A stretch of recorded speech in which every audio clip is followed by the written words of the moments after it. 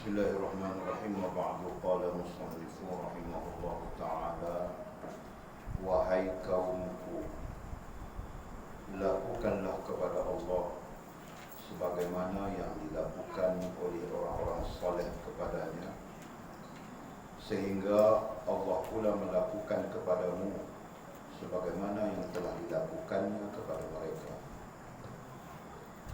Jika kamu mengharapkan Allah Subhanahu wa ta'ala sentiasa memandang kepadamu.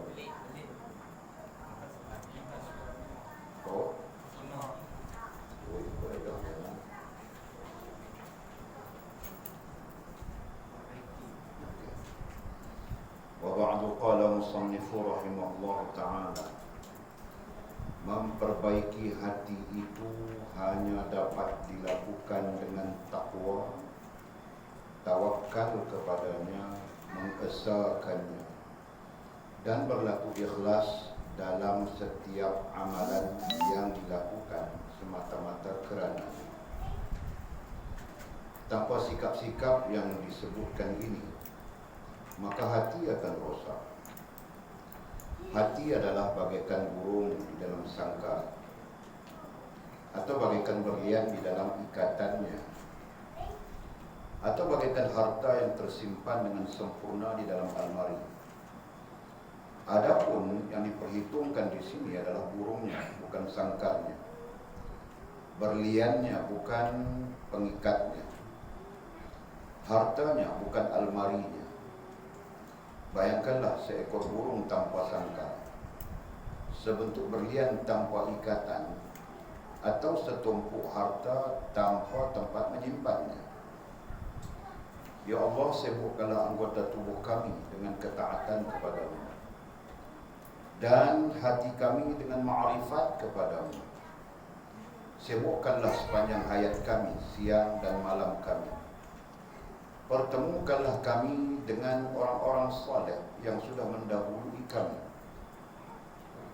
Berilah kami rezeki sebagaimana rezeki yang Engkau kurniakan kepada mereka. Datangkanlah kepada kami sebagaimana yang Engkau datangkan kepada mereka. Amin ya rabbal alamin.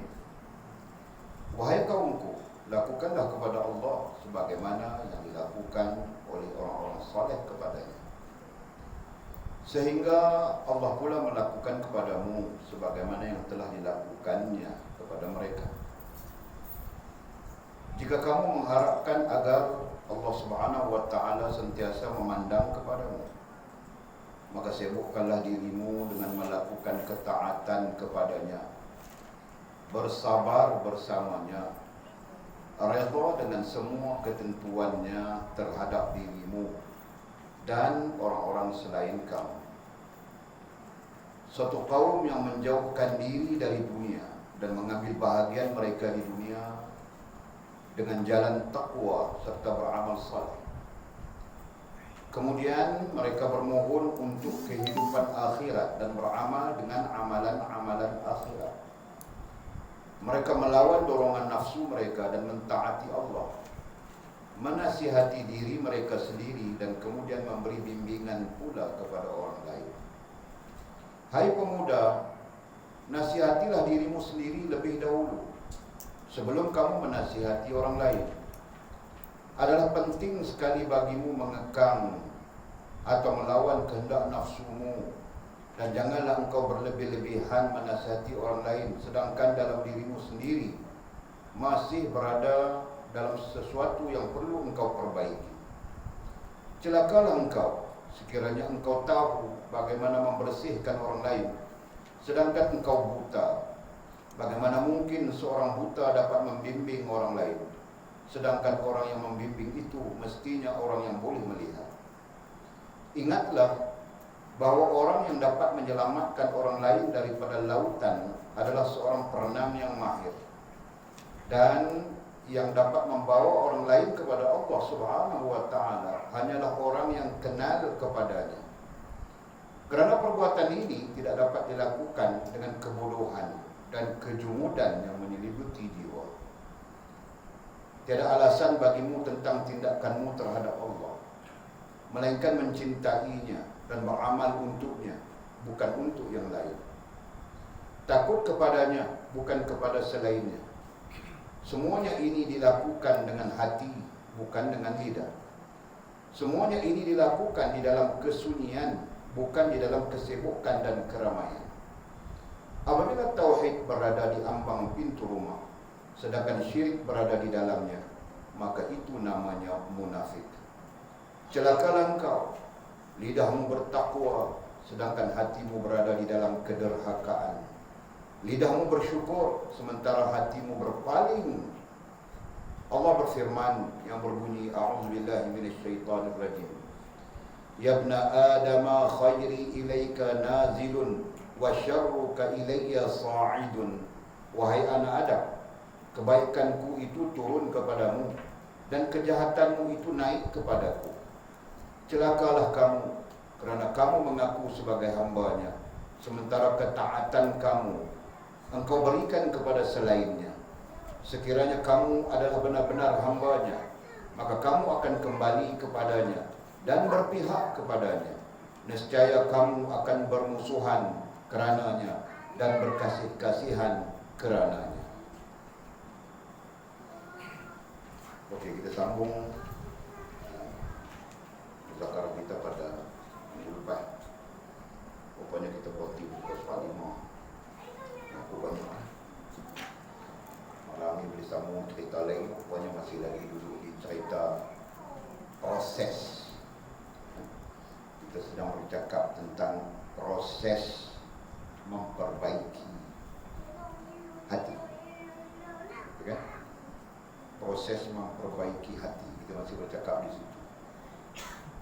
Dan ini memberikan gambaran yang cukup jelas kepada kita dalam tujuan untuk mengelokkan kita, dalam tujuan untuk elokkan diri kita. Tempat yang kita kena repair adalah hati. Ya, cukup jelas, isyarat itu cukup jelas. Tempat yang kita kena repair ialah hati, kata. Jadi hati, kita bercakap lebih tinggi sikit lah. Kita jangan bercakap hati. Kadang-kadang kita nak sebut hati-hati saja, kita tak faham. Jadi kita lebihkan. Bila sebut hati, guna tulisan merah, perkembangan seterusnya disebut perasaan, dan seterusnya disebut fahaman. Okay? Jadi hati tidak mungkin, ini pelajaran, ini pelajaran. Pelajaran ini ada di dalam kitab Fathul Ghaib sebenarnya. Hati tidak mungkin bekerja sendiri, kan? Hati dia bekerja dengan akal.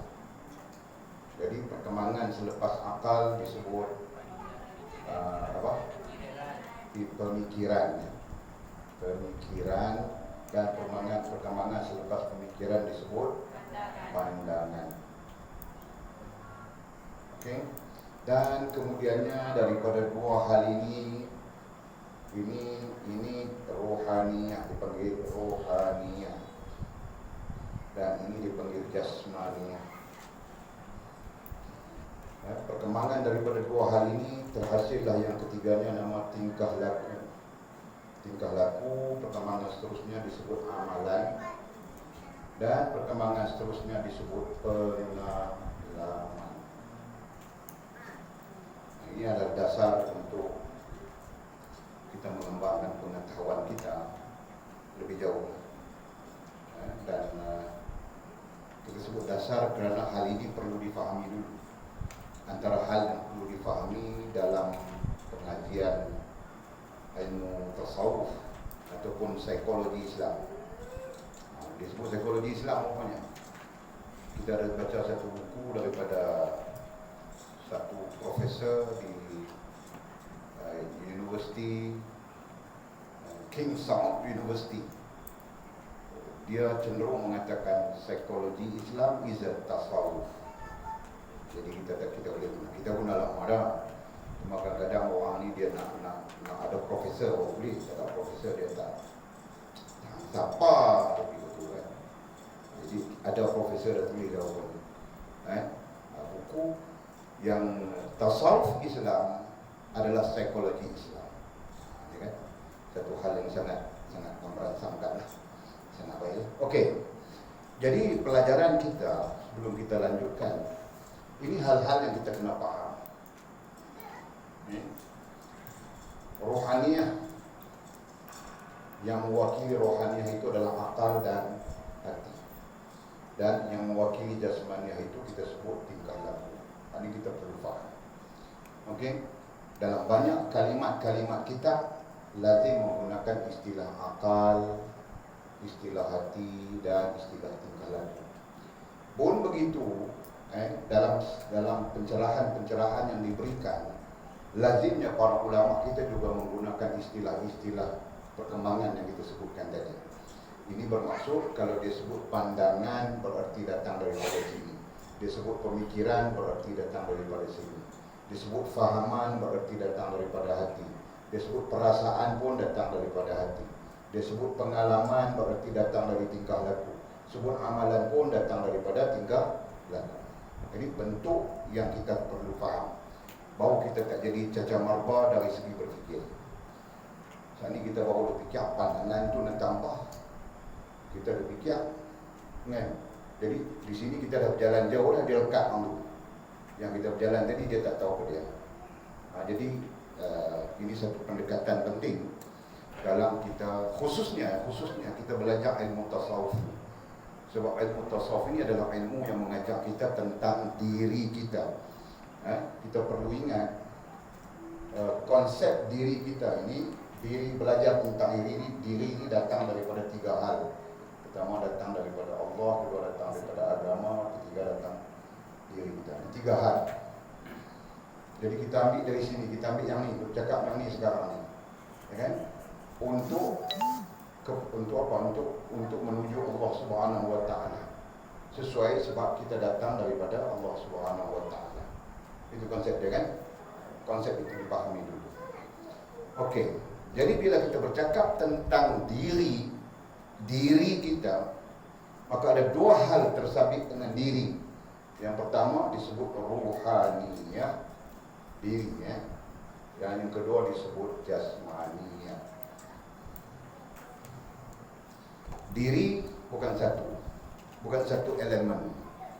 Kalau satu elemen dia tak bagi diri dah. Lebih tepat dia bagi orang mati. Kan? Dua elemen, satu rohaniah dan satu jasmaniah. Inilah diri. Jadi sampai bila-bila pun, tinggi mana pun pengajian kita, yang namanya diri kita, mesti terdiri daripada dua elemen. Maka istilah lain, kalau kita nak perbaiki diri, istilah yang kita guna sekarang, kalau kita nak perbaiki diri, maka kita perlu perbaiki rohaniah dan jasmaniah. Jelas?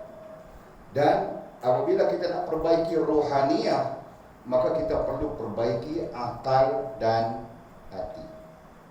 Betul? Kalau kita nak perbaiki jasmaniah, maka kita perlu perbaiki tingkah laku. Jelas itu kan? Jadi kita tak tumpu jasmaniah. Dalam kitab ilmu tasawuf khususnya, kita tak akan tumpu jasmaniah. Sebab tentang jasmaniah itu dibicarakan di dalam tasawuf amali. Kita dah sebut dah, kan? Pada awal kita dah sebut dah tasawuf. Apa dia?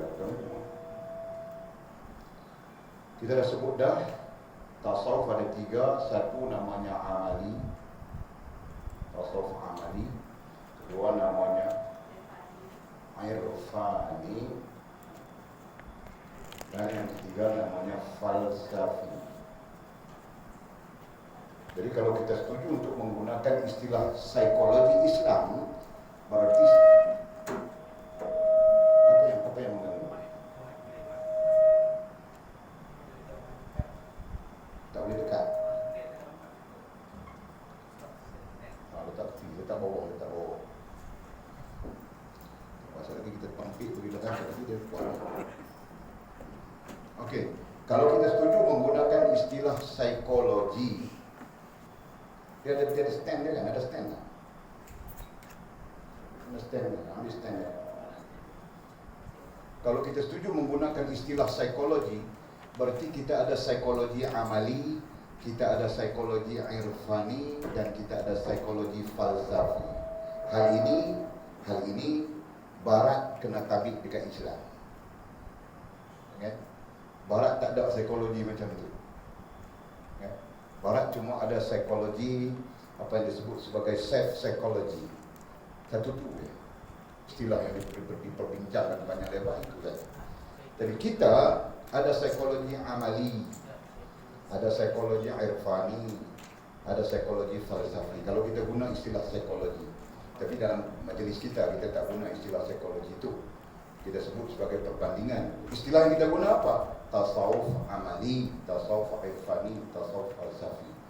Jadi dalam memperbaiki tingkah laku, memperbaiki jasmania, artinya memperbaiki tingkah laku, memperbaiki amalan, memperbaiki pengalaman, semuanya kita belajar dalam tasawuf amali.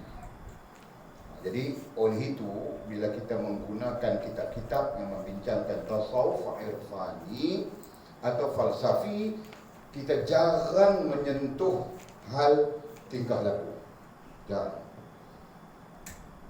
Dasarnya apa? Dasarnya yang kita dah belajar daripada hadis Nabi SAW, dan kita pun dah tunjuk dalam muzakarah kita yang lalu.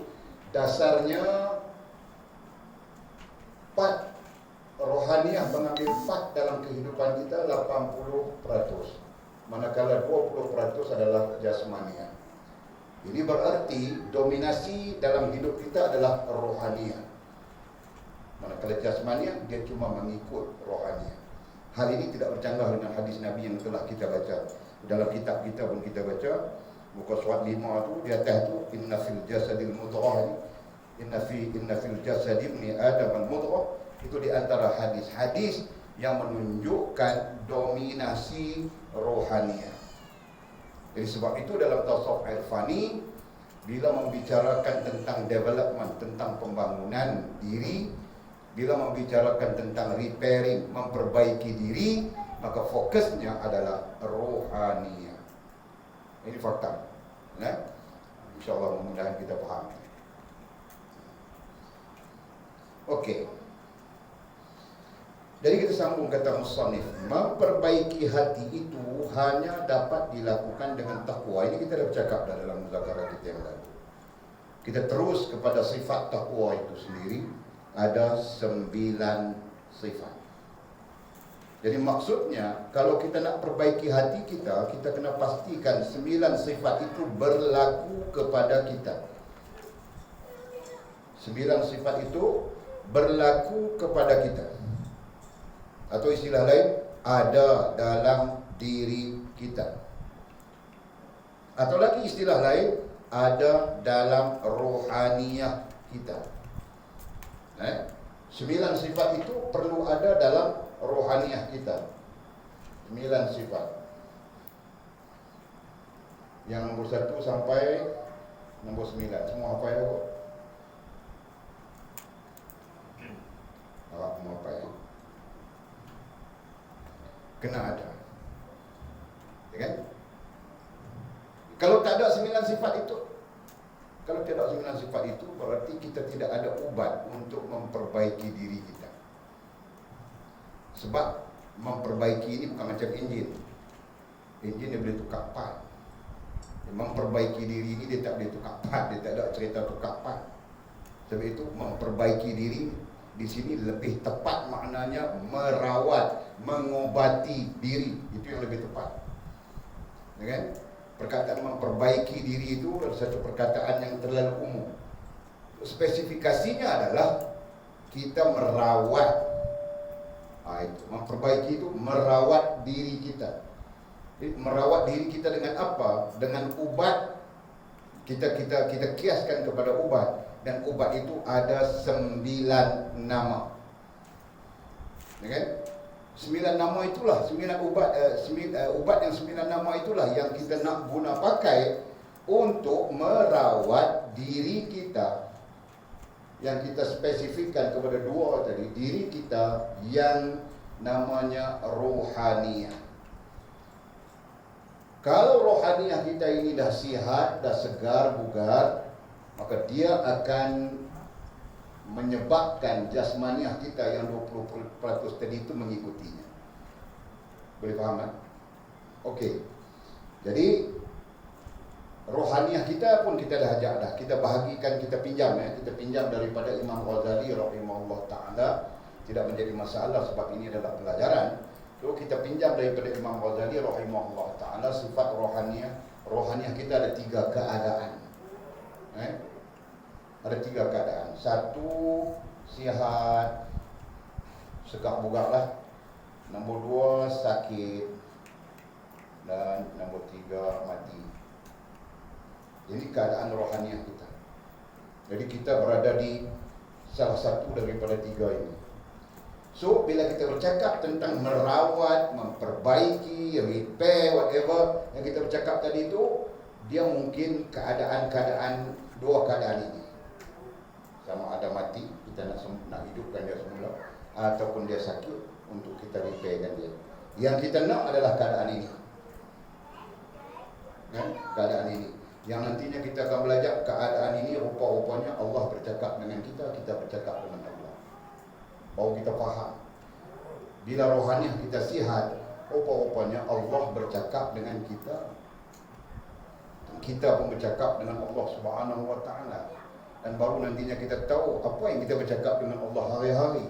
Apa yang Allah bercakap dengan kita setiap masa. Baru kita boleh faham. Jika tidak, kita pun tak faham. Ya kan? Betul ke Allah SWT bercakap dengan kita hari-hari? Dalil Al-Quran ada. Surah Asy-Syams ayat 9. Fa'alhamaha fujuraha wa taqwaha. Kami sentiasa mengilhamkan. Kalau diterjemahkan dengan ilham adalah sesuatu yang merasingan. Tapi para ulama tafsir macam Imam As-Sawi mengatakan hakikatnya Allah bercakap dengan kita. Cuma medium komunikasinya itu melalui ilham. Fa'alhamaha, maka kami ilhamkan kepada mereka, kami bercakap-cakap dengan mereka. Fujuraha, mana yang baik, mana yang buruk, wa taqwaha, dan mana yang baik. Jadi Allah sentiasa bercakap kita mana baik, mana tak elok, mana bagus, mana tak bagus. Cuma kita gagal. Kenapa kita gagal? Kerana kita tidak sihat.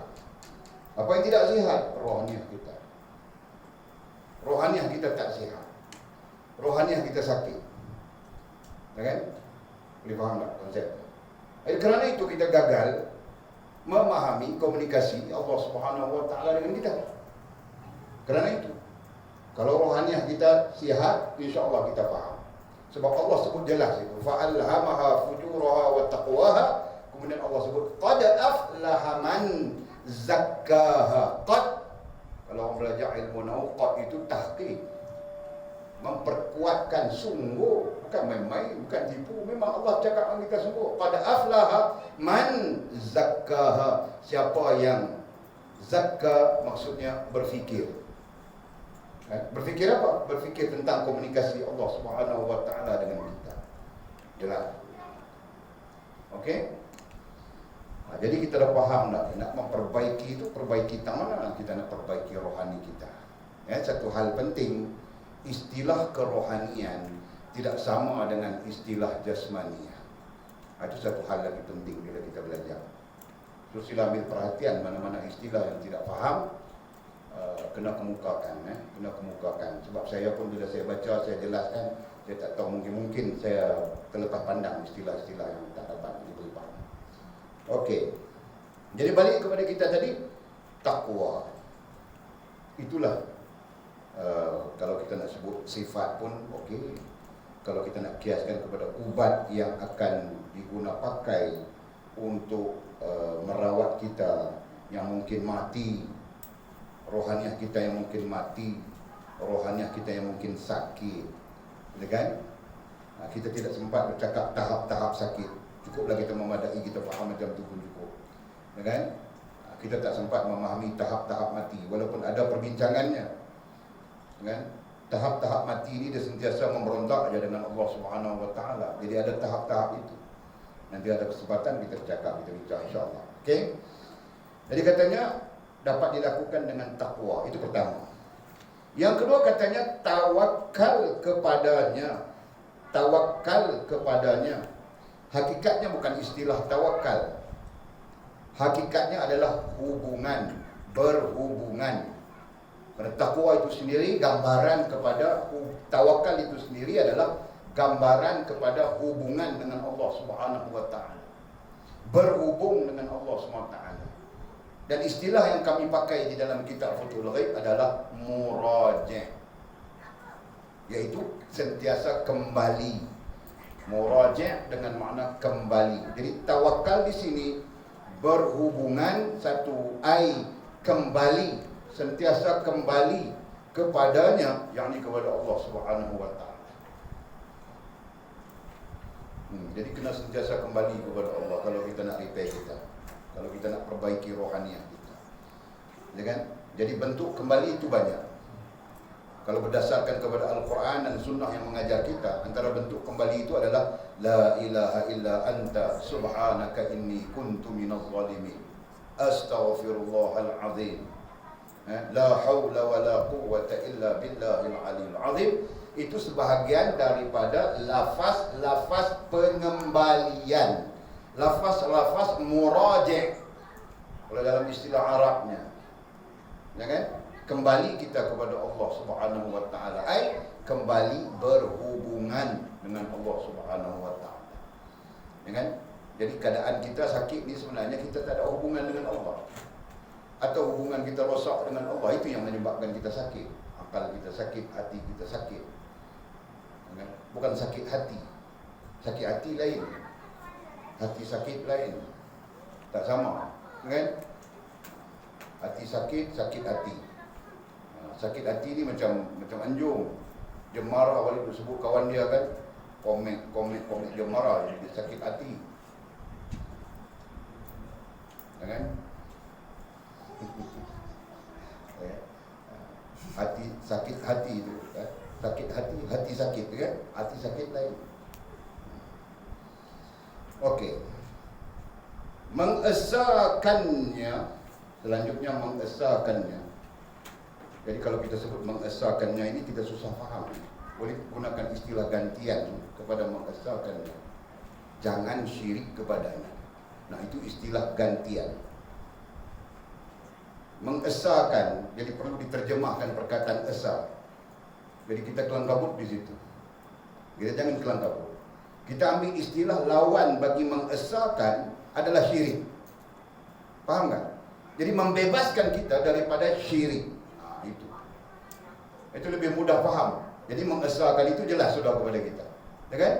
Itu kita gunakan kaedah reverse psychology. Kalau dalam konteks ilmu psikologi itu punya reverse psychology. Ya kan? Boleh nampak? Boleh faham? Jadi tak perlu kita urai perkataan mengesakan. Kerana perkataan itu terkait dengan ilmu tauhid. Jadi ada panjang cerita dia. Ada banyak poin yang kita kena jelas. Kita gunakan istilah yang kita sebutkan tadi, mengesakannya itu adalah dengan apa tadi?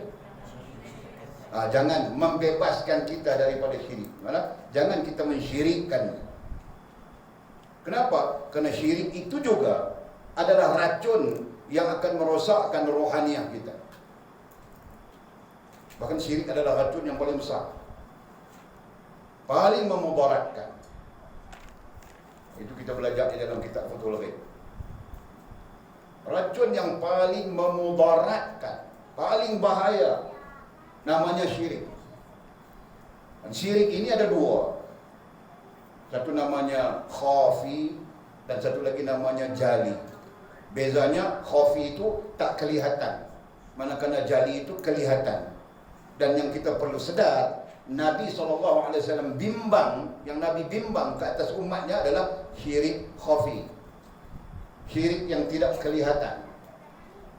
Tetapi dari segi apa? Dari segi kemudaratannya, dari segi bahayanya, yang khafi itu lebih bahaya daripada yang jali. Sampai-sampai Nabi sebut dalam hadis bimbang, ya kan? Jadi kita bukanlah kita memandang oh itu syirik kecil, ya, Syirik kecil, bid'ah besar. Tak, kita tak boleh pandang begitu. Kita pandang syirik adalah dua hal yang syirik itu kita kena buang daripada kita. Tidak boleh ada. Sebab kita berdalilkan dengan Allah tak terima kita di dunia jika kita ada syirik. Tak terima di dunia berarti tidak menerima amalan kita apapun. Selama mana ada syirik itu, dan Allah Subhanahu wa taala tidak terima kita juga di akhirat. Jadi dalilnya, innallaha la yaghfiru man yushraka bihi wa yaghfiru ma duna dzalika liman yasha. Itu berkaitan dengan akhirat. Jadi kalau kita bawa sampai akhirat, kita mati bawa syirik, bangkit di akhirat, Allah SWT tak terima kita. Itu dalilnya. Dan dalil berkaitan dengan Allah SWT tak terima kita di dunia. Amalan apapun, kebaikan apapun yang kita lakukan tidak diterima oleh Allah SWT di dunia. Itu surah Faman kana yarju liqa'a rabbih falyamal 'amalan salihan wa la yusyrik bi'ibadati rabbih ahada. Surah Al-Kahfi. Surah Al-Kahfi ayat akhir sekali, ayat 110.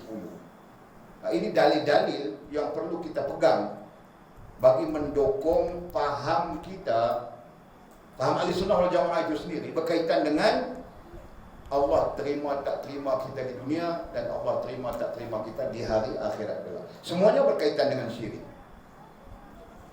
Jelas kan? Jelas. Jadi kalau di dunia pun syirik Allah Ta'ala tak terima, berarti tak terima diri kita, tak terima amalan kita. Apalagi kita bangkit di hari akhirat esok dengan syirik Allah Subhanahu wa ta'ala. Ini fakta yang sangat jelas. Fakta Al-Quran dan fakta hadis Nabi SAW. Jadi justru itulah perlu kita membebaskan rohaniah kita dari belenggu syirik itu. Tak kira kasar, kecil ataupun kita sebut apa tadi? Kecil besar lah kita sebut. Sembunyi ataupun terang-terangan, gitu kan? Tak kira syirik itu tersembunyi yang disebut khafi ataupun syirik itu terang-terangan yang disebut jali. Semua ini tidak boleh ada pada kita. Semua ini perlu dibebaskan. Baru ketika itu berdirinya rohaniah yang mengesahkan Allah Subhanahu wa ta'ala. Jika tidak, maka tidak berdiri rohaniah yang mengesahkan Allah. Kalau tidak berdiri rohaniah yang mengesahkan Allah, bagaimana jasmaniah itu boleh mengesahkan Allah Subhanahu wa ta'ala? Itu adalah fakta yang sangat jelas. Tidak mungkin jika rohaniahmu syirik kepada Allah, maka jasmaniahmu mengesahkan Allah. Itu tidak mungkin. Jelas tak? Jadi sebab itu kita perlu singkirkan, bebaskan. Nah, bebaskan di mana? Bebaskan di akal dan di hati kita. Yang kemudian kita sebut bebaskan rohaniah kita daripada syirik itu. Okey. Dan berlaku ikhlas dalam setiap amalan yang dilakukan semata-mata kerananya. Dan berlaku ikhlas. Ikhlas itu adalah implikasi. Ikhlas itu adalah kesan daripada tidak mensyirikkan Allah Subhanahu wa ta'ala. Dia berbit saja ikhlas dalam pencerahannya ikhlas dan berlaku ikhlas, dan ikhlas itu adalah implikasi. Ikhlas itu adalah kesan daripada kita terbebas daripada belenggu syirik, khafi maupun jali, kan? Tersembunyi maupun terang-terangan. Jadi selama mana ada syirik itu, ikhlas tidak mungkin berlaku. Dan tanda ikhlas tidak mungkin berlaku apabila berdiri sesuatu amalan dengan kerana yang banyak. Ya kan? Tanda ikhlas itu tidak berlaku apabila berdirinya sesuatu amalan dengan kerana yang banyak, lain daripada Allah Subhanahu wa ta'ala. Selalu kita sebut contoh, malam ni aku nak pergi masjid lah. Kan? Pergi masjid tu sebab celah-celah tu putri Makau. Ya kan? Jadi dia nak pergi masjid tu pasal putri Makau, boleh jadi. Atau pasal mak mentua dia ada rumah, boleh jadi. Kalau mak mentua dia tak ada rumah, dia pun tak pergi masjid mengaji kan. Contoh, ya kan? Atau pasal bini belajar kuat. Bini kadang belajar kuat, bobrek. Tiap dia. Kena pesan kat Arif tu mah. Ni kan? Dia bobrek. Mandi dah betul mandi. Biasalah. Orang perempuan ni dia biasa. Kalau dia tak bobrek pun kita sunyi. Kan? Dia hidupnya kalau sunyi. Oh gitu. Benar wanita. Jadi dia pun Allah Ta'ala takdirkan supaya hidup kita ni tak sunyi, tak sepi. Jadi Allah Ta'ala takdirkan dia bobrek. Hilang. Kan? Kadang-kadang dia bobrek kat anak-anak dengan kita kali kena. Tak pasal-pasal. Kan? Jadi itu biasalah. Jadi itu contoh kita bagi tadi. Jadi banyak kerana sangat. Kerana itu, kerana ini, banyak kerana yang sampai-sampai mungkin kerana Allah itu duduk di posisi terakhir. Sebab itu dalam fiqh ada perbincangan ilmiah berkaitan dengan fiqh. Kan? Kenapa mazhab kita Syafi'i khususnya, ini kita bercakap tentang mazhab, bukan kita bercampur-campur, kita bercakap tentang mazhab. Kenapa mazhab Syafi'i ini meletakkan niat itu, ini fiqh, niat itu mesti seiring dengan kita nak mendirikan ibadah. Betul kan?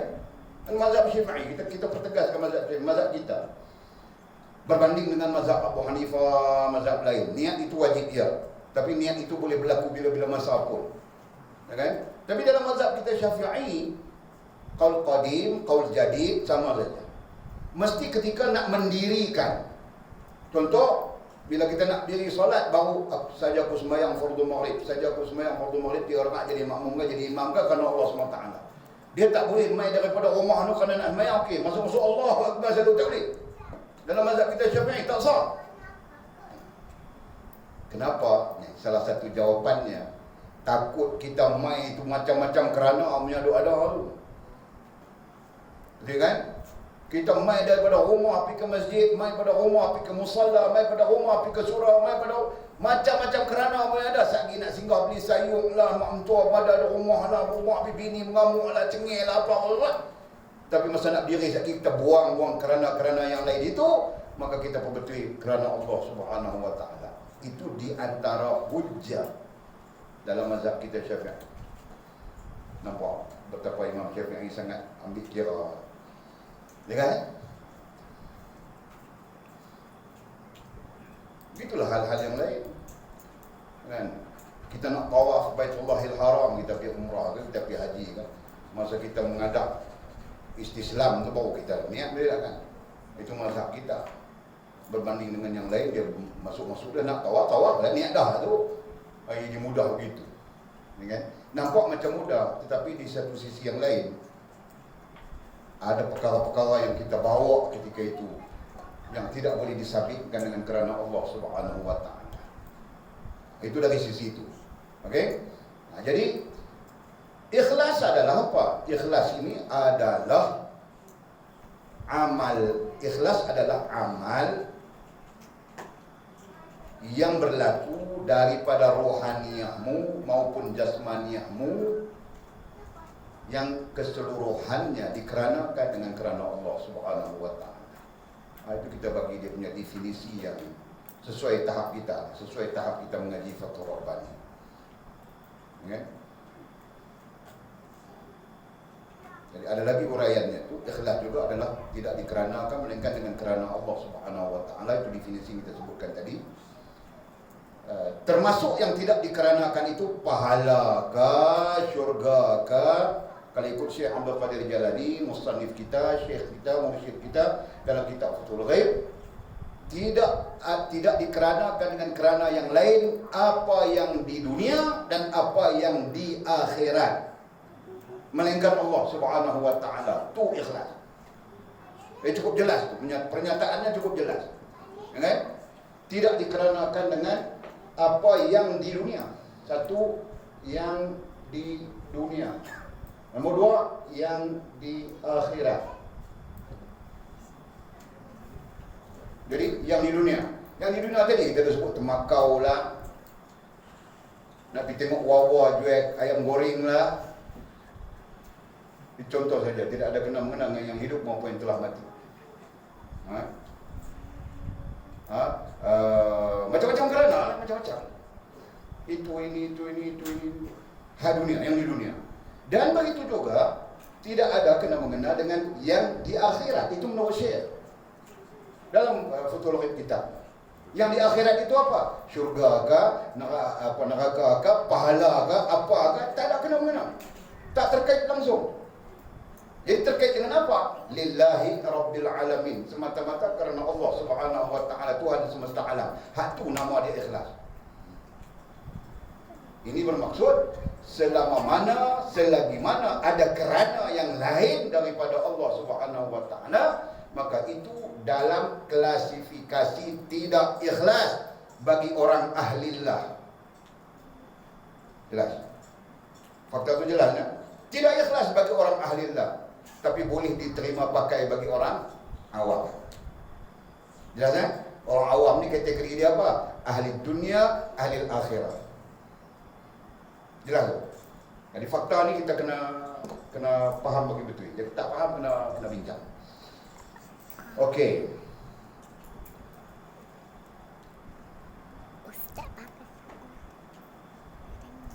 Jadi dan berlaku ikhlas dalam setiap amalan yang dilakukan. Amalan, cuba tengok istilah amalan. Duduk mana istilah amalan? Nampak ada keluar perkataan amalan. Amalan dia duduk di tingkah laku, amalan. Dan mungkin nanti kita akan jumpa lagi pengalaman. Itu istilah-istilah perkembangan. Jadi kita bercakap itu ada perkembangan percakapan kita, pelajaran kita, pengajian kita. Jadi kita akan berjumpa dengan istilah-istilah itu. Jadi katanya, dan berlaku ikhlas dalam setiap amalan yang dilakukan semata-mata kerananya. Itu yang kita dah sebut semua tadi. Jadi kerananya, tidak ada kerana pahala, tidak ada kerana syurga, tidak ada kerana itu, kerana ini. Yang di akhirat, kalau orang lelaki itu kerana bidadari. Baik, nak marah sudah dengan mamamu. Dia marah apa? Tanya dia apa? Balik bilang mau bidadari kerana bidadari dia bilang itulah tidak ikhlas. Wah, balik dapat pelajaran dari dia. Masya Allah. Alhamdulillah. Betul tak kan? Okey. Tanpa sikap-sikap yang disebutkan ini, katanya. Tanpa sikap-sikap yang disebutkan ini. Dia sebut sikap-sikap. Sikap ini berada di dalam apa? Sikap berada dalam peribadi. Bahasa psikologi disebut personality. Dari secara ilmunya, sikap duduk di dalam peribadi. Peribadi adalah satu hal penting. Satu hal penting dalam diri. Peribadi adalah satu hal penting dalam diri. Buka, cuma kita tengok merah. Jadi kita belajar dah, kita sebut dah. Kita belajar ilmu tasawuf ataupun kita sebut psikologi hari ini kan. Kita sebut psikologi. Psikologi Islam sebenarnya. Berarti kita belajar satu. Apa kita belajar? Bila kita belajar ilmu tasawuf, kita belajar apa? Psikologi. Nah, kita belajar psikologi. Nombor 2, metafisik. Nombor 3, estetika. Nombor 4, etika. Ini bahasa Inggrisnya. Kalau Melayunya ini apa? Tafkir. Kalau Arabnya apa? Bahasa kita. Metafisiknya apa? Syuhud. Estetika, syakhsiyah. Dan etika ada. Okay? Nah, perkataan syakhsiyah. Syakhsiyah itu adalah peribadi. Jelas kan? Ini berarti Belajar ilmu tasawuf berarti belajar 4 perkara besar. Kita belajar 4 perkara besar dalam diri kita. Jadi belajar tasawuf ini kita belajar diri, belajar tentang diri kita. Pokoknya ada 4 perkara besar dalam diri kita. Satu namanya psikologi, dalam bahasa Arab disebut tafkir. Nombor 2 kita belajar metafizik, disebut syuhud. Nombor 3 kita belajar estetika, disebut syakhsiyah. Dan nombor 4 disebut etika pengadab. Jadi antara, kalau kita sebut macam ni kan, antara ni kita bahagi macam tu. Ini ruhaniyah, ini jasmaniyah. Bagi nampak.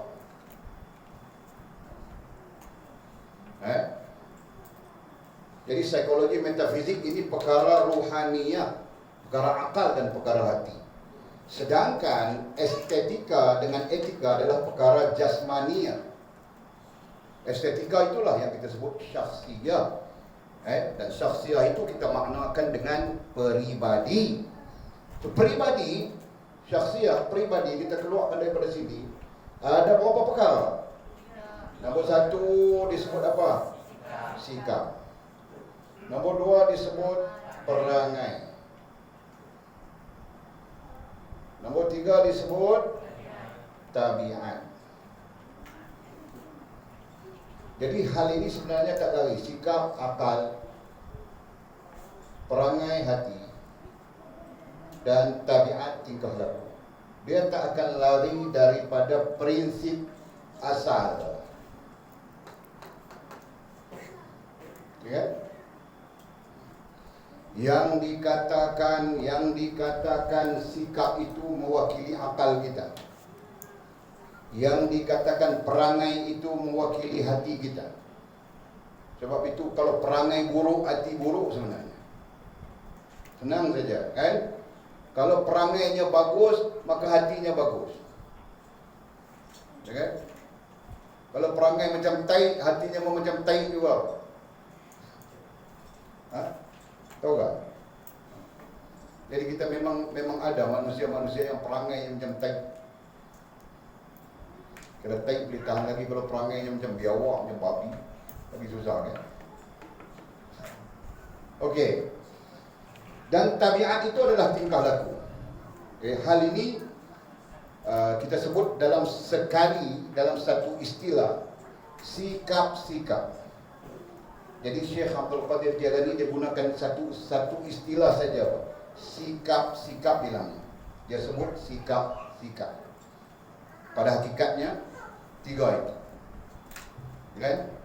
Sebab tabiat, perangai semuanya dilihat pada satu perspektif yang namanya sikap. Hal ini psikologi barat mengaku macam itu. Ya kan? Okey. Jadi katanya tanpa sikap-sikap yang disebutkan ini, sikap yang mana? Isim isyarah tu disebutkan ini, hadza isim isyarah itu. Sikap yang mana? Taqwa, tawakal, mengesahkan yang kita tukar makna tadi, dan ikhlas. Tanpa sikap-sikap ini, ya kan? Semua mewakili kerohanian. Tanpa sikap-sikap yang disebutkan ini, maka hati akan rosak.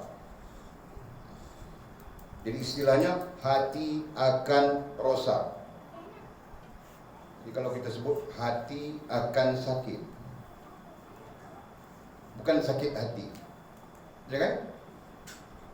Sakit hati ini selalu isteri sakit hati dengan suami, anjung sakit hati dengan walid. Biasa saja, kan anjung kan? Itu biasa saja. Fas sakit hati dengan walid, Sheila pun sakit hati dengan walid. Itu biasa saja, kan? Ini bukan cerita sakit hati, ini hati sakit. Okey? Balik ulang, tanpa sikap-sikap yang disebutkan ini, sikap kita sebut 3 sekali, sikap, perangai, tabiat. Ya kan? Takwa, sikap takwa, perangai takwa, tabiat takwa. Sikap tawakal, perangai tawakal. Tawakal pun kita terjemah tadi kan?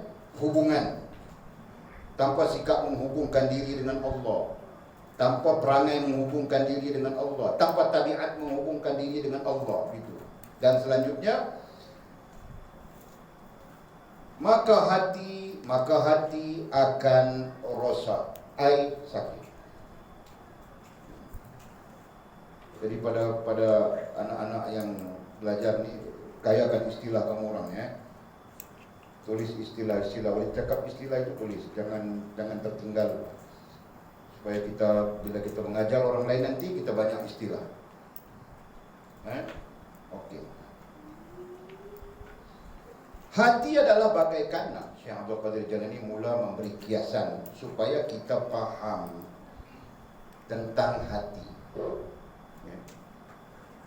Pada dasarnya kita faham sudah, hati berkembang kemudian jadi perasaan, berkembang menjadi fahaman. Nah sekarang Syekh Abdul Qadir Jalani memulakan. Berarti dia mau bercakap semula tentang hati. Hati adalah bagaikan burung di dalam sangkar. Bagaikan itu adalah majaz, kiasan. Jadi hati seperti burung di dalam sangkar, atau bagaikan berlian di dalam ikatannya, ataupun berlian yang diikat, cincin kah, gelang kah, apa lagi ya, rantai kah, cubang kah, gelang kaki kah, gelang kepala kah, gelang apa saja, kan? Mana boleh tahu, orang ketawa kenapa? Okey. Itu ikatan bilangnya, bagaikan berlian di dalam ikatannya, atau bagaikan harta yang tersimpan dengan sempurna di dalam almari. Tiga kiasan yang diberikan. Adapun yang diperhitungkan di sini, adapun yang diambil kira, yang diperhitungkan diambil kira. Di sini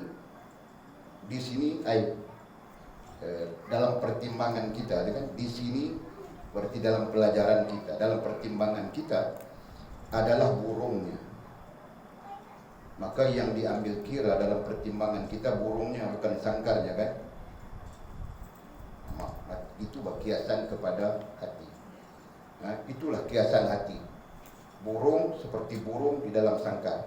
Yang orang ambil kira burung, bukan orang ambil kira sangkar, kan? Macam tu lah. Kalau hang burung pun tak mau, pun nak sangkar. Cak ayam mau ni. Okay. Bukan sangkarnya yang diambil kira itu, yang diperhitungkan itu, diambil kira itu adalah burungnya, bukan sangkarnya. Begitu juga kiasan yang kedua, berliannya, bukan pengikatnya. Yang kita ambil kira berlian itu, tapi pengikat itu yang memahalkan berlian itu. Okay. Apa lagi? Hartanya, yang diambil kira itu hartanya, bukan almarinya. Mana yang berharga itu, yang bernilai itu adalah harta, bukan almari. Kan? Yang bernilai itu adalah berlian, bukan pengikatnya. Yang bernilai itu adalah apa tadi? Satu lagi. Burung, bukan sangkarnya. Maka demikian kiasan kepada hati. Sebut apa lagi? Sebentuk berlian tanpa ikatan, atau setumpuk harta tanpa tempat menyimpannya. Bayangkanlah itu ayatnya. Bayangkanlah seekor burung tanpa sangkar. Burung tanpa sangkar terbang. Yang tu 300, yang tu 500. Apakah dia memberi nilai? Tidak, kan?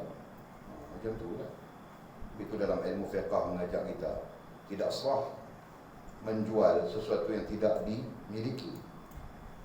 Jadi kiasannya kepada burung yang sedang terbang.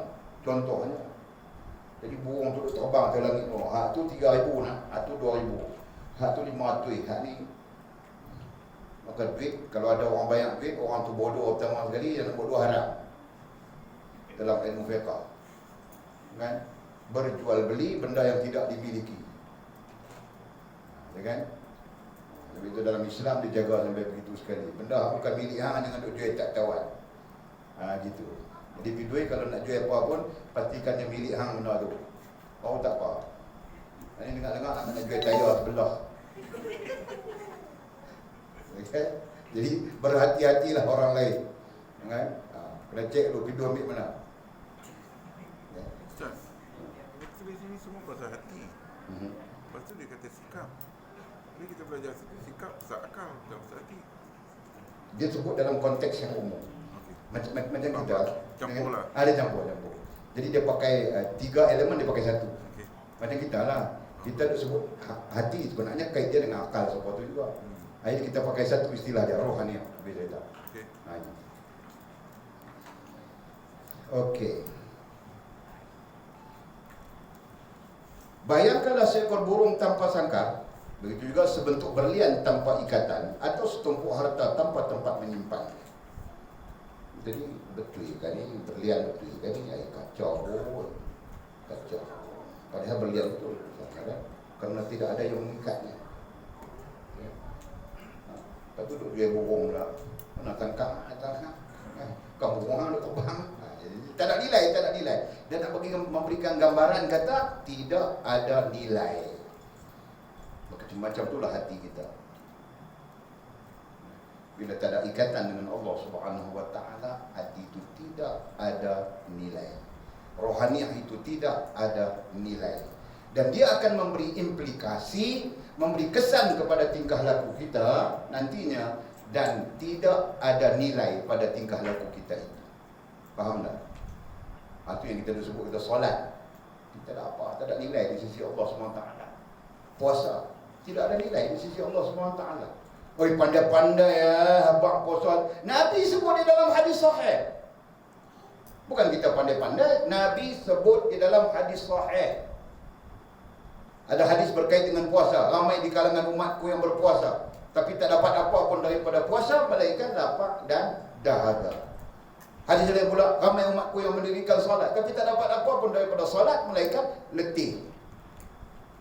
Ini di antara hadis sahih. Bukhari meriwayatkannya, Muslim meriwayatkannya, Sahihus Sunan Sittah semua meriwayatkan hadis-hadis itu. Ya kan? Jadi kalau demikian bunyi hadisnya, maka tidak pelik kalau kita faham yang kita sebutkan tadi. Rohaniah kita tidak ada nilai pada sisi Allah, dan akhirnya mengimplikasikan tingkah laku kita yang tidak bernilai apapun pada sisi Allah Subhanahu wa taala. Jelas ya? Okey. Kemudian musannif mendoakanlah, Syekh Abdul Qadir Jalani, musannif kita, mursyid kita, mendoakan, ya Allah katanya, aminkanlah doa ni kan, sibukkanlah anggota tubuh kami dengan ketaatan kepada-Mu. Amin.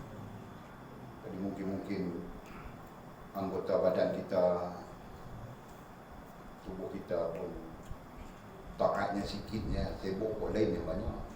Mungkin kita katakan begitu kan. Taatnya sikit je tapi sibuk kok lain, Masya Allah.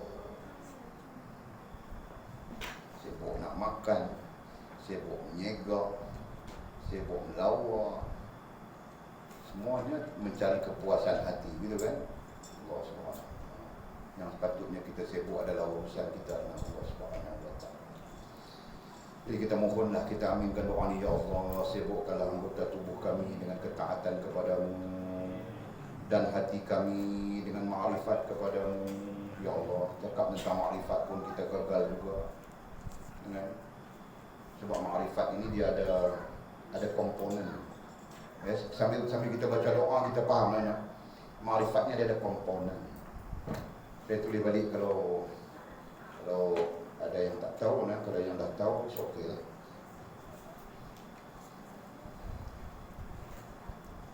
Komponen. 1, ma'rifat.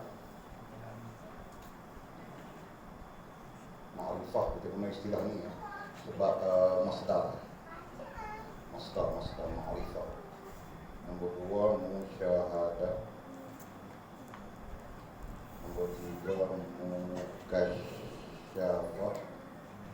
Nombor 4, mahabbah. Ini komponen-komponen yang saling berkait. Okey. Jadi ma'rifah ini pada asalnya adalah kenal. Okay. Musyahadah nampak dengan akal. Nampak dengan akal. Mukasyafah nampak dengan hati. Dan mahabbah baru datang yang kita sebut akhirnya disebut cinta. Walaupun cinta itu, mahabbah itu didefinisikan dengan 4. Tapi wajar kita tulis definisi 4 ini. Cinta, kataan cinta ini dia didefinisikan dengan 1 suka, 2 sayang, 3 kasih, dan 4 cinta.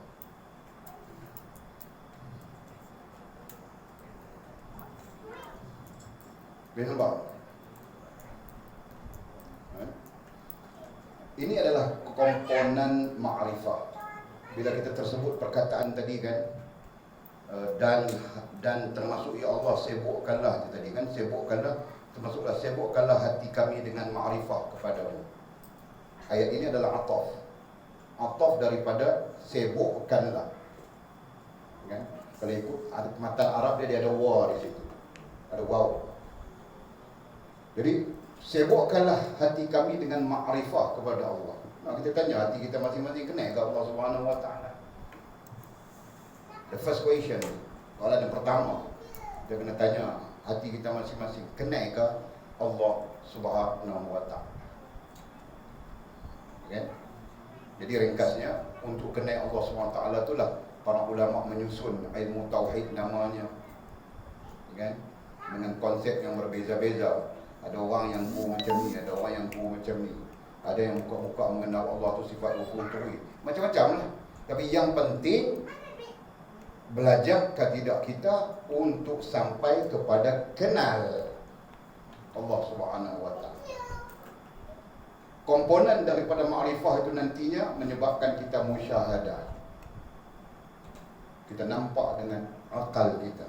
Itu pertama-tamanya. Kan? Kemudian kita nampak dengan hati kita, sebut mukasyafah. Dan akhir sekali kita baru terjadi kepada kita mahabbah. Jadi para ulama menggunakan semua ni. Tadi persoalan macam Haji tanya tadi kan, lebih kurang macam itulah. Para ulama menggunakan semua ni dengan satu istilah sahaja, ma'rifah. Boleh faham kan? Jadi bila disebut ma'rifah tu terkait langsung lah. Terkait dengan musyahadah, terkait dengan mukasyafah, terkait dengan mahabbah. Sama dengan persoalan yang Haji tanya tadi tentang ini tadi kan. Orang ulama guna satu. Jadi dia tak boleh, pasal nak berulang-ulang menerangkan itu adalah sesuatu yang payah pada orang yang menulis kitab ke, mensyarahkan kitab ke dan sebagainya. Macam tu. Jadi tanya diri kita. Jadi termasuk dalam doa Syekh doakan, musannif kita, mursyid kita doakan, sibukkanlah anggota tubuh kami dengan ketaatan kepadamu dan hati kami dengan ma'rifah kepadamu. Termasuk sibukkanlah hati kami dengan ma'rifah kepadamu, yakni mengenalmu. Mengenalmu. Mengenal itulah kemudian wujudnya komponen-komponen yang kita sebutkan tadi. Bila kita kenal, maka kita akan musyahadah. Bila kita musyahadah, kita akan mukasyafah. Bila kita mukasyafah, kita akan mahabbah. Ya kan? Dalam konteks Melayu dia sebut tak kenal maka tak cinta. Jadi maka Arif kenal maka dia jatuh cinta. Tak boleh kata apa dia? Dia kenal dia, kita tak kenal. Nah itu teori falsafah. Okey. Jadi pertanyaan bersabit dengan doa ni, kita bertanyalah. Tanya kita ni adalah muhasabah kita. Kenalkah kita Allah Subhanahu Wa Taala? Kalau tak kenal, kenapa kita tidak sibukkan diri kita untuk ma'rifah kepada Allah? Kenapa kita tak sibukkan hati kita untuk ma'rifah kepada Allah? Kita boleh sibuk, macam-macam sibuk kita boleh sibuk. Sibuk itu, sibuk ini, sibuk itu, sibuk kena markah banyak-banyak.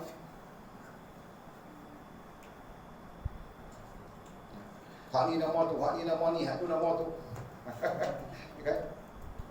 Tapi kita tak sibuk pun untuk hati kita mengenal Allah Subhanahu Wa Taala. Tang ni diam. Kan? Tang ni kita diam. Telefon ni tanyalah, apa pun tahu. Hari RAM lagu ni, RAM lagu tu, tone drum lagu ni, tone drum lagu tu. Kan? Nak buat benda apa pun pandai. Yang kita lekat mampu tak tahu nak buat apa lah. Kan? Nak daftar apa? SKM. Kita tak erti lah. Kan? Tapi tak apalah. Hak ilmu tu ilmu lah. Kita tak nafikan kan. Hak mampu pun banyak juga. Akhirnya kita pandai itu, pandai ini, pandai itu, pandai ini, pandai. Tapi kita tak kenal Allah Subhanahu Wa Taala. Ini isu yang terkait kenapa kita perlu belajar ilmu dasar. Hang doktor, hang lawyer, hang pilot, hang apa pun jawatan hang, gaji hang juta-juta, tapi kalau hang tak kenal Allah Subhanahu Wa Taala, tak terpakai. Itu yang kita sebut tadi, rohaniah pun tak ada nilai apa di sisi Allah, jasmaniah pun tak ada nilai apa di sisi Allah Subhanahu Wa Taala. Ini kita punya doktrin, para ulama kita punya doktrin, sebab itu kita wajib belajar ilmu dasar, wajib. Disebut dengan fardu ain. Fardu ain kita belajar ilmu tauhid, fardu ain kita belajar ilmu fiqh, fardu ain kita belajar ilmu tasawuf. Tapi doktrin. Doktrin artinya sesuatu yang ditanam di dalam akal. Jadi isu kita ada anak kasih tahu anak dia siap kena belajar ini, kena belajar ini, kena belajar ini. Dia jadi doktor pun dia belajar. Dia jadi apa pun dia belajar. Jangan dia jadi doktor dia berasa dia pandai lah. Siapa pun tak dia kata apa kat dia. Hidup dengan kesombongan, dengan kemegahan dan sebagainya. Padahal zero di sisi Allah Subhanahu Wa Taala. Faham? Nyung faham juga. Faham juga. Okey. Allah Subhanahu Wa Taala. Jadi mohon Allah sibukkan hati kita dengan ma'rifat kepadanya. Ya Allah. Kita berdoa, Syekh berdoa untuk kita pada dasar. Kemudian katanya, sibukkanlah sepanjang hayat kami, siang dan malam kami, pertemukanlah kami dengan orang-orang yang soleh. Jadi sibukkan tadi itu sibuk dengan hal yang disebut di atas. Sepatutnya dia ataf lagi di situ. Dan sibukkanlah kami, sibukkanlah sepanjang hayat kami, siang dan malam kami. Sibuk apa? Sibuk supaya untuk taat, untuk ketaatan dengan anggota tubuh badan kami. Sibuk hati kami dengan ma'rifah kepadamu. Sepanjang hayat kami, siang dan malam kami, sibukkan. Doa dia begitu. Pertemukanlah kami dengan orang-orang soleh yang sudah mendahului kami. Amin ya Rabbal Alamin. Kita jumpa Mak Saleh saja. Ibu Zimai jumpa Mak Saleh, Ibu Zimai jumpa Mak Saleh. Tak jumpa dengan yang soleh. Kenapa perlu berjumpa dengan yang soleh? Kerana yang soleh itu teladan. Betul kan? Sebab itu hal ini Albert Bandura, saya ada psikologis kita, dia pun sebut dia nama kan. Dia ulang apa teori smart learning. John Watson, ini di antara komponen dia Pak. John Watson ada 4-5 orang lepas tu kan. Dia berkesimpulan manusia ni 70% knowledge-nya daripada meniru. Ya kan? 30% saja daripada pembelajaran. Jadi belajar itu cuma 30%. Ya kan? Bakinya 70% adalah meniru. Dan hal ini telah dicakapkan oleh ulama Islam lama. Ibn Arabi cakap, Ibn Qayyim, walaupun kita tak berapa kenal dengan cara dia kan, dia pun cakap benda yang sama. Hakikatnya manusia ni tumbuh dengan knowledge-nya, tumbuh dengan meniru. Jadi sebab itu anak tiru ibu bapa. Ya kan? Begitu keadaannya. Pertumbuhan manusia. Jadi kalau ibu bapa cak ayam, nanti anak jadi cak ayam. Kita guna istilah cak ayam lah. Nah, kalau ibu bapa larok, nanti anak berlarok. Sebab dia meniru. 70% knowledge pembentukan itu adalah dengan meniru. Sama lah kita bercakap tentang ini. Kenapa kita perlu kepada orang soleh? Kenapa kita perlu bertemu, berjumpa dengan orang soleh? Supaya kita dapat meniru kebaikan mereka. Jadi meniru ni salah ada dua pandangan. Meniru untuk baik wajib. Ya kan? Meniru dalam buat ibadat dan akidah itu salah. Dalam buat ibadat dengan akidah itu perlu belajar. Dia tidak boleh taklid. Ya kan? Tapi taklid untuk buat baik itu wajib. Jelas? Jadi habis kita tak tahu nak buat baik, ada orang buat baik kita tiru dia. Wajiblah kita tiru dia. Aku tak tahu nak buat baik, orang tu buat baik je nak. Contohnya begitulah kan. Jadi di situ keperluan kepada orang soleh. Ini jumpa Mak Saleh, jumpa Mak Saleh baru. Kali kita pun jadi tak ketahuan hal apa. Okey. Pertemukanlah kami dengan orang-orang yang saleh di doanya, yang sudah mendahului kami.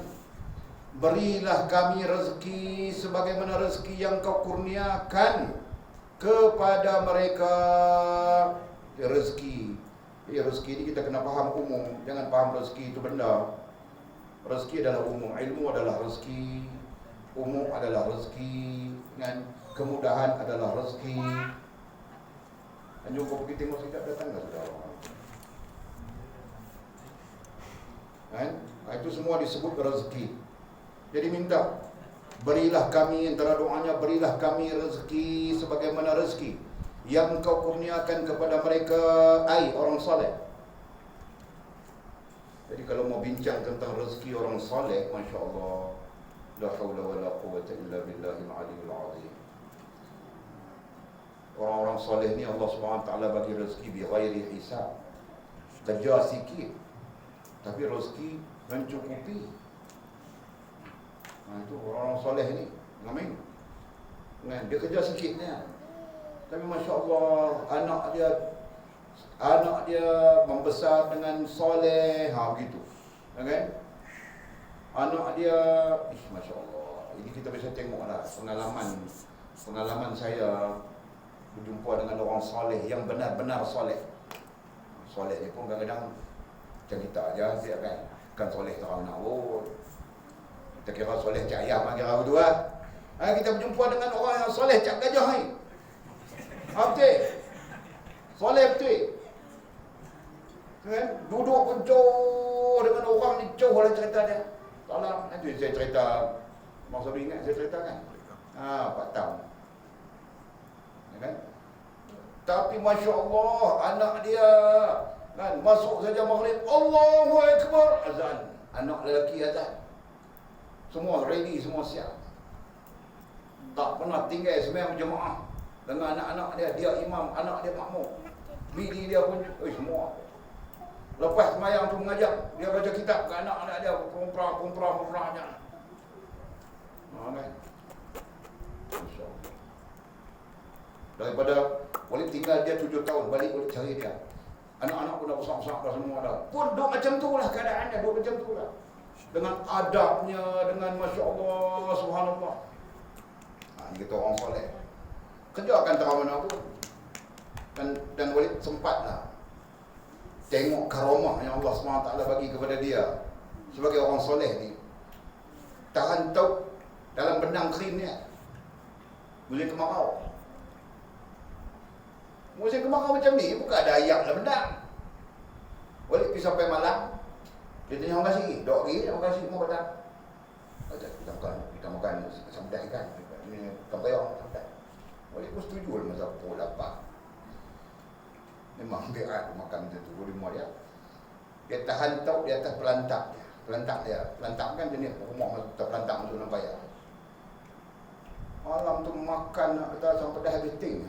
Sampai dah ubi kemiri juga tu. Ya Rabbi, nak abang minta tahu macam mana sedap kan? Tapi besok pagi boleh turun pergi tengok tang mana dia terhantar tu benang air setitik pun tak ada. Ya kan? Benang krim, marau. Itu kemuliaan yang Allah SWT lebih banyak. Ada 2-3 kemuliaan lah yang Allah SWT bagi dia.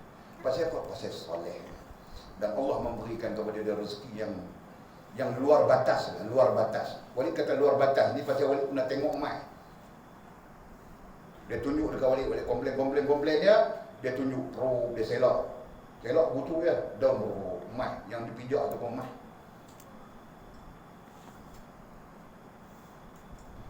Masya-Allah. Dia soleh. Anak tak pernah makan burger, tak pernah makan Kentucky Fried Chicken, tak pernah. Kan? Kentucky apa, beli ayam tu, ligan dulu, ligan. Takut berdebu mana sakit sebenarnya, itulah Kentucky-nya. Itulah fried chicken-nya, kan? Jadi, Masya Allah, bersih, sungguh bersih. Tak tahu nak cerita macam mana, gambaran tu kita nak pergi dulu, tapi soleh, bersih dan sebagainya.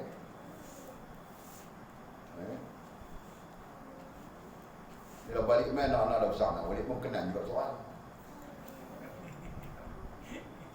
Masa itulah kita pun tanya dia, "Hai, orang tak tahu dah. Tak ada jodoh lah, kira tak ada jodoh lah, dia kan. Tak redha ya." Oh, Masya Allah. Tapi itu di antara orang soleh yang Walid pernah jumpa. Adalah banyak lagi, tapi kita cerita boleh memberi iktibar kepada kita, macam kita sebutkan tadi lah kan. Kesolehannya itu menyebabkan Allah memberi dia rezeki yang bighairi hisab. Itulah maksudnya. Yang tak perlu, tak nampak pun dia susah payah kan, sampai nak sembahyang pun tak dan, sampai nak kena mengaji pun tak dan. Tak ada. Syak time kan. Orang bubuh baja bendang, dia pun bubuh baja bendang, sama aja. Tapi sekali lagi, lepas sembahyang zuhur, dia mengajar. Ada orang yang bubuh baja bendang sampai tak nak balik. Contoh dia sebutkan. Allah, berilah kami rezeki sebagaimana rezeki yang kau kurniakan kepada mereka, ai orang-orang soleh itu. Datangkanlah kepada kami sebagaimana yang engkau datangkan kepada mereka. Datangkanlah. Maksudnya apa? Datangkanlah rezeki itu. Datangkan ya. Bukan kami pulun. Jelas di situ. Datangkanlah air rezeki kepada kami sebagaimana yang engkau datangkan air rezeki kepada mereka. Oh, salah. Jadi nak abang kata rezeki itu dia boleh datang. Ya? Dia boleh datang tanpa kita cari. Boleh faham tak? Tiknok yang tu penting. Kenapa rezeki boleh datang? Karena rezeki makhluk Allah Subhanahu wa taala. Dia menjalankan perintah Allah Subhanahu wa taala. Kan? Bila hamba-Nya soleh, Allah perintahkan rezeki nak kau khidmat kepada dia. Kau datang kepada dia, kau hadir kepada dia. Macam itulah yang berlaku pada orang-orang yang soleh. Mudah-mudahan doa ini terkait dengan kita. Amin ya rabbal alamin. Amin ya rabbal alamin. Amin ya rabbal alamin. Kemudian katanya, wahai kaumku, lakukanlah kepada Allah. Lakukanlah kepada Allah. Hai apa? Lakukanlah. Sama saja kalau kita sebut bertindaklah. Ya kan? Laksanakanlah. Ya kan? Begitu. Lakukanlah, laksanakanlah kepada Allah sebagaimana yang dilakukan oleh orang-orang soleh kepadanya. Jadi kalau kita nak rezeki itu datang, lakukanlah kepada Allah seperti mana orang-orang soleh melakukannya kepada Allah Subhanahu wa taala. Sebab itu kita perlu kepada kenal orang soleh ni. Macam mana orang soleh buat, macam mana orang soleh lakukan. Kesolehannya itu menyebabkan Allah mendatangkan rezeki. Bukan dia kena lompat pikirnya pecah kepala. Contohnya begitulah. Sehingga Allah pula melakukan kepadamu sebagaimana yang telah dilakukannya kepada mereka. Sehingga Allah akan lakukan kepada kita hal yang sama, mendatangkan rezeki seperti mana Allah lakukan kepada orang-orang saleh. Masya Allah, la haula wala quwwata illa billah. Tapi sungguh pun, dia tu saya tengok jauh, almarhum tu kami, tu Wajul Ma'dudi. Dia ada benang. Tapi benang bukan ambil ke dia apa. Dia bagi kat kawan nak buat. Ada orang buat benang. Esoknya dia cerita kami, mau pergi tengok benang. Kami pergi tengok. Orang ambil pada dia, boleh kita ambil pada dia. Ambil dah. Dia tak tahu pagi yang kata tuan benang. Dia tu tuan benang, tapi dia tak tahu apa. Lepas tu tak apa. Lepas tu mungkin jumpa ni, tanya dia, apa nama, jual pada dia duit tak? Pun kita tanya. Yang kontor abang tak untung. Tapi beli abang dia tak untung. Dia pun Alhamdulillah. Masa tu kita budak-budak, jadi kita dengar arahannya. Kalau kita dewasa, mungkin kita tanya, apa buat benang, apa dia tak untung ni, macam ni kan. Nak habaq kata sikap orang soleh ni dah tak untung sudah ambil amal. Contohnya begitu. Tapi Allah Subhanahu Wa Taala menggantikan rezeki benang tadi itu lebih macam-macam lagi yang kita tengok. Masya Allah, Masya Allah. Jadi kita ambil itulah sebagai teladan. Dengan ayat Syekh Abdul Qadir Jalani ini, mursyid kita ni, lakukanlah kepada Allah, laksanakanlah apa yang Allah Taala perintah, suruh dan sebagainya, sebagaimana dilakukan oleh orang-orang soleh kepadanya. Sehingga Allah pula melakukan kepadamu, yakni kepada kita, sebagaimana yang telah dilakukannya kepada mereka, yakni orang soleh. Allah Subhanahu wa Ta'ala. Berarti benda tu boleh, benda tu jadi, benda tu ada, benda tu hak, bukan batil. Tinggal lagi kita dengan Allah Ta'ala. Okey, tak okey, betul, tak betul, dan sebagainya. Itu saja alasan-alasan yang kita boleh kaitkan dalam konteks kenapa jadi payah rezeki kita. Ya kan?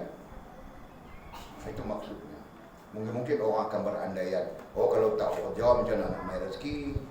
Ini andaian-andaian orang awam. Bukan ahlillah. Ahlillah dia tetap meyakini Allah bagi rezeki. Ya kan? Kemudian katanya, jika kamu mengharapkan agar Allah Subhanahu Wa Taala sentiasa memandang kepadamu. Ini ayat penting. Jika kamu mengharapkan agar Allah Subhanahu Wa Taala sentiasa memandang kepadamu, memandang ai memberi perhatian. Sebab Allah Subhanahu Wa Taala antara lain adalah boleh tidak memberi perhatian atau tidak peduli. Hal itu dibincangkan oleh ulama. Ya kan? Jadi ada hamba-hamba yang Allah peduli dan ada hamba-hamba yang Allah tidak peduli. Dan kita takut kita termasuk di kalangan hamba-hamba yang Allah tidak peduli. Nak sesat ke, nak hancur ke, nak jahanam ke, nak jadi apa, Allah tidak peduli. Kita takut yang itu. Sebab penghujungnya adalah kematian. Kematian dalam keadaan Allah tidak mempedulikan kita adalah sesuatu yang sangat berbahaya. Kita kena pandang begitu. Kan? Nah, adakah orang yang Allah SWT tidak peduli? Awak kata ada. Allah sebut dalam Quran begitu. Kan? Dalam surah Baqarah, apa yang Allah Taala sebut? Kalau kita faham daripada fi qulubihim maradun fazadahumullahu marada, itu termasuk orang yang Allah Taala tidak peduli. Allah tambahkan penyakit bagi kufur lagi, bagi rosak lagi. Ya kan? Begitu juga ayat yang kita selalu baca apa? Innal ladzina amanu tsumma kafaru tsumma amanu tsumma kafaru tsumma zdadu kufran. Mereka beriman kemudian kufur, beriman lagi kufur lagi, beriman lagi kufur lagi, tsumma zdadu kufran, kemudian kami tambah kekufuran mereka. Jadi kalau ikut penafsiran ayat itu, para mufassir mengatakan Allah SWT melepaskan ikatan dengannya, dan lepas itu dengan maksud tidak mempedulikannya. Jadi Allah boleh tidak peduli. Syukur kepada Allah kerana Allah Ta'ala masih lagi memberi rahmat kepada kita. Fikir urusan kita dengan Allah, fikir urusan ilmu, fikir itu. Hanya ada berlambak manusia di atas muka dunia, dia tak pernah fikir pun urusan dia dengan Allah Subhanahu Wa Ta'ala. Fikir cari makan, Lambat. Siang cari makan, malam balik tidur. Siang cari makan, balik tidur. Jadi kerbau, jadi lembu, jadi kambing. Yang Allah Ta'ala sebut dalam Quran, kal an'am bal hum adall. Manusia lebih teruk daripada binatang ternakan. Bahkan lebih teruk lagi daripada binatang ternakan. Okay? Allahu Akbar. Jika kamu mengharapkan Allah Subhanahu wa Ta'ala sentiasa memandang kepadamu, justru kita sangat mengharapkan. Kita sangat mengharapkan. Karena dalam pandangan Allah, dalam perhatian Allah Subhanahu wa Ta'ala itu ada rahmatnya yang besar. Jadi kita perlu, kita mau, kita nak Allah Subhanahu wa Ta'ala memandang kita, memberi perhatian kepada kita. Apa perlu kita buat? Maka sibukkanlah dirimu dengan melakukan ketaatan kepadanya. Jadi kita perlu sibukkan diri kita. Sibukkan diri kita untuk mentaatinya. Nah, bersabar bersamanya, itu yang kedua. Redha dengan semua ketentuannya terhadap dirimu dan orang lain selain kamu. Apa dia tu? Dia bagi 3 sifat itu. Dia sebut 2 saja di sini. Sibukkanlah dirimu dengan ketaatan, is okay. Sabar bersamanya. Sifat sabar itu adalah sifat takwa. Bahagian daripada 9 sifat itu. Redha dengan semua ketentuannya terhadap dirimu dan orang selain kamu. Jadi apa? Sifat wasilah. Jadi kepada yang belajar semua ambil faham nak. Dia sebut itu pada dasarnya ada 3 sifat wasilah. Apa maksud 3 sifat wasilah?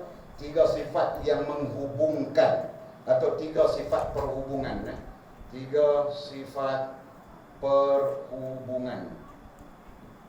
Nombor 1 sabar, nombor 2 redha, nombor 3 tawakal. Ini dipanggil 3 sifat perhubungan. Ada sebut apa? Sifat wasilah. Sifat perhubungan ini disebut wasilah. Dalam kitab-kitab disebut sifat wasilah. Ada 3 sifat wasilah. 1 kau sabar, nombor 2 kau redha, dan nombor 3 kau tawakal. Jadi di sini Syekh Abdul Qadir Jalani mursyid kita tak sebut tawakal, tapi dia sebut mentaati. Memadai lah tu. Ya kan? Jadi dia gunakan apa? Dia tak sebut istilah tawakal, dia tak pakai istilah tawakal, dia pakai istilah sibukkanlah dirimu melakukan ketaatan kepadanya. Jadi itu ganti tawakal.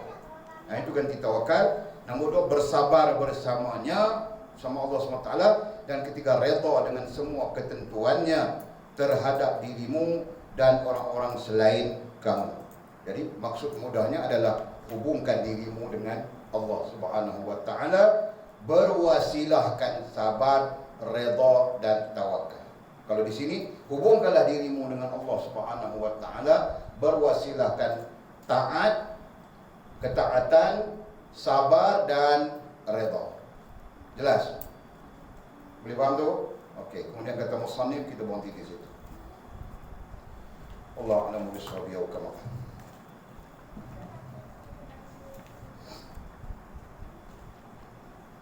Ada soalan kah?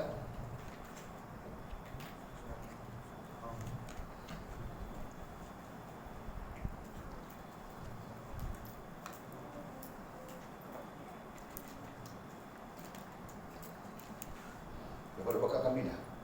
Sampai kambing.